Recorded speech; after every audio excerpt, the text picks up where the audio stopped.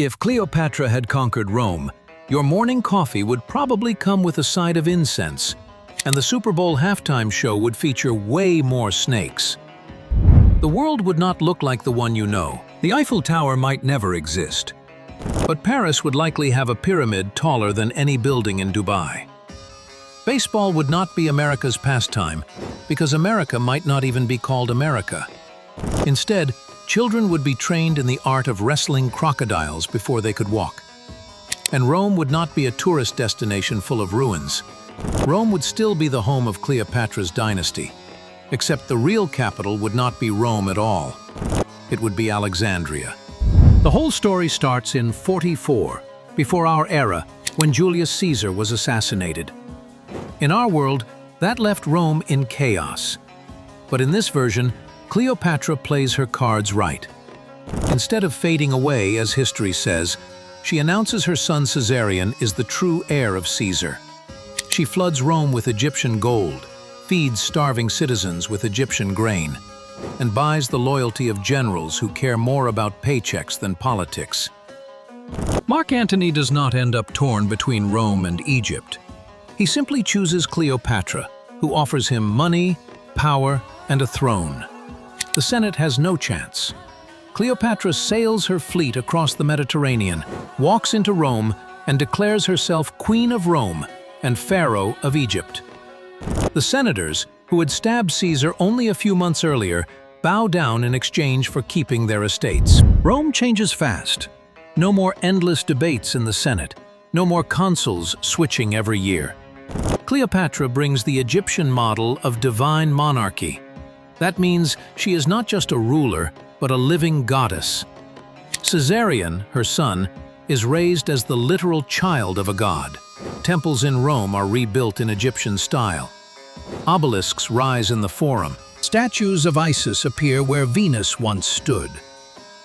Latin begins absorbing Egyptian words.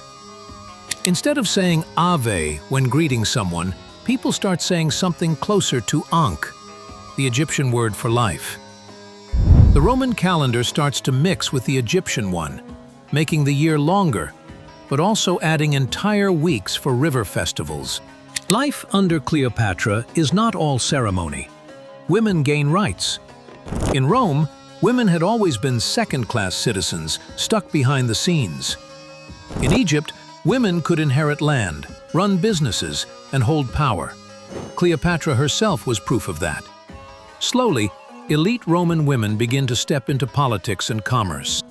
Imagine a Roman Senate meeting, where half the people in togas are women and half are men, all of them bowing to a queen. Everyday Roman women do not become senators, but they gain more freedom than before. The idea that women cannot rule never takes hold in Europe. Religion also shifts. Christianity never rises. There is no small group of followers whispering about Jesus in secret.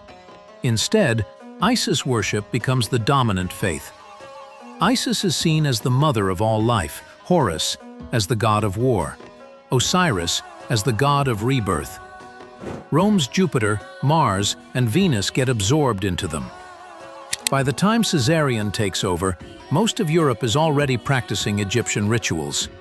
Sacrifice is still there, but it involves bread, fruit, and incense, instead of bloody animal offerings. The cat becomes sacred everywhere. Killing a cat is treated as murder. Over time, cats spread across the continent not just as pets, but as state-protected animals. Medieval knights never ride into battle with lions on their shields. They ride with cats. With Alexandria as the capital, knowledge grows. The Library of Alexandria survives. In our world, it was destroyed. In this world, Cleopatra funds it even more. Greek scholars, Egyptian priests, and Roman engineers all work together. They write books on astronomy, medicine, math, and engineering. By 200 CE, they already understand the Earth orbits the Sun. By 400 CE, they have working steam engines. By 600 CE, water clocks, maps, and compasses make ocean travel easy. This means Europe does not wait until the 1500s to sail west. By 800 CE, Egyptian Roman fleets are landing in the Americas. They do not arrive in clumsy wooden caravels like Columbus. They arrive with ships powered by sails and steam. Native American civilizations like the Maya and Aztec meet pharaohs with eagle banners. Instead of being destroyed, many are absorbed into the empire. The empire becomes global long before modern history. Daily life also looks very different. Imagine going to work in this world. Jobs are handed out by the state, not private companies. You might be assigned to build irrigation canals for Nile-style farming in Spain, or to carve hieroglyphs into granite for a new temple in Britain. Office jobs do not exist the way they do now. Instead of answering emails, you would be writing scrolls or dictating to scribes. The job market is less about chasing careers and more about serving the empire. Promotions come from loyalty to the dynasty, not from a resume. Sports are also not what you know. The Colosseum is never built. Gladiators still exist, but the sport evolves differently.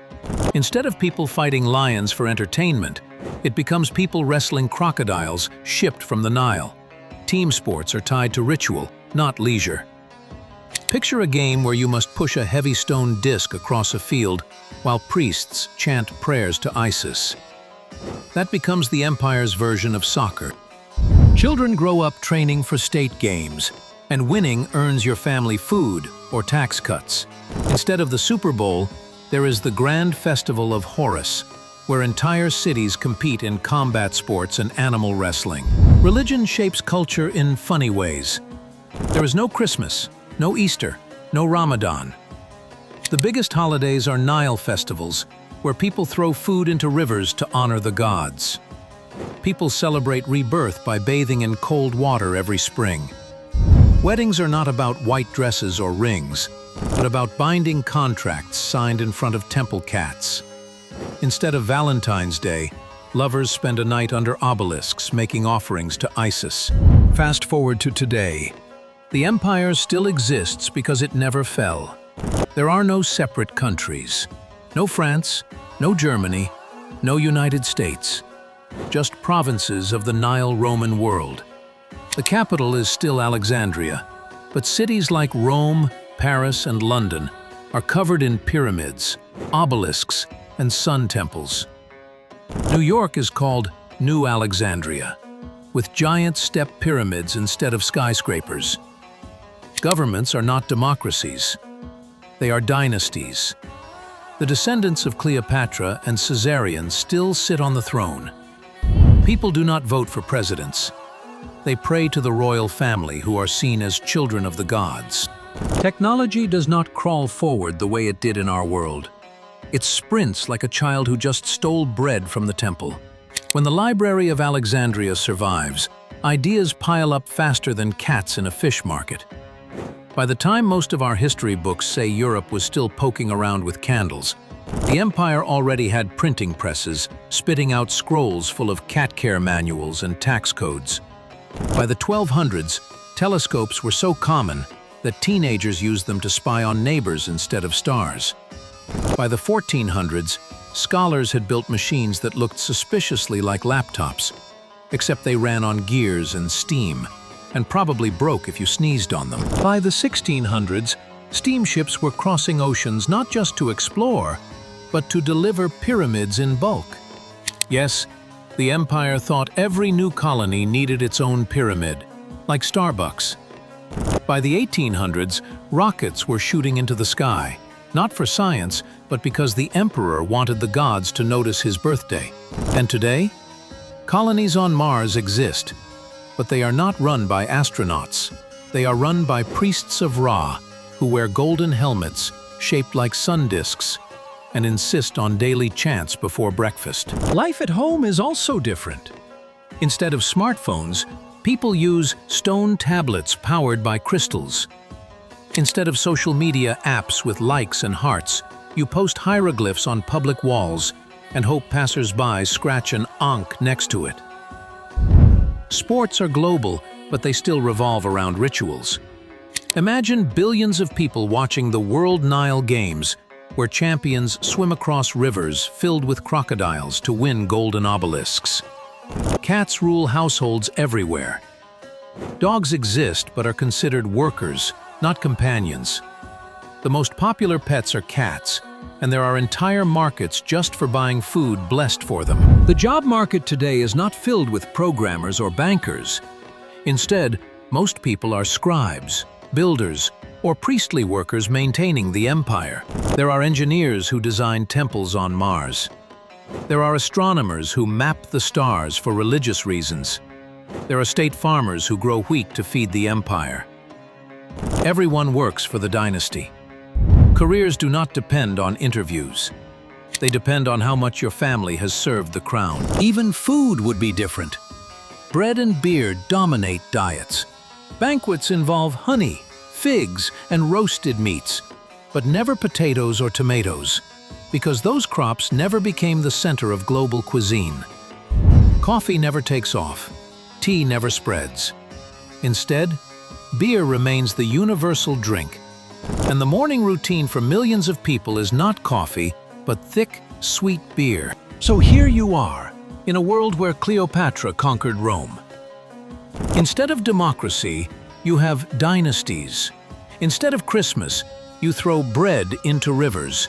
Instead of baseball, you watch crocodile wrestling. Instead of TikTok, you carve your opinions into stone. And instead of borders, you live in one empire that never ended. History might call it the Roman Empire, but in truth, it would be Cleopatra's empire. And 2,000 years later, you would still be living in her shadow. Probably with a cat sitting on your lap, because that is not just cute, it is sacred.